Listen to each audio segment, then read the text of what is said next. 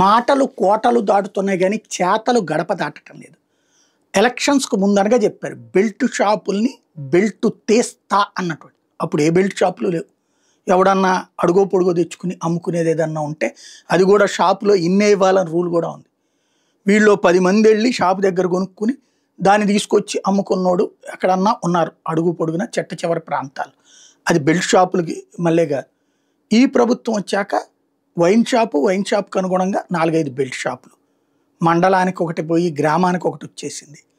అది ₹1,00,000 పాడుకున్నారా 5,00,000 ఆ ఊళ్ళో ఉన్న జనాభాని బేస్ చేసుకుని వచ్చేసినాయి బెల్ట్ షాపులు. ఈ బెల్ట్ షాపుల్ని ఇప్పుడు తీస్తారా తీయరా? ప్రజాగ్రహం పెరుగుతోంది. ఇంటి దగ్గర మందు అందుబాటులోకి తేవడం ద్వారా తాగేవాడికి సంతోషమే.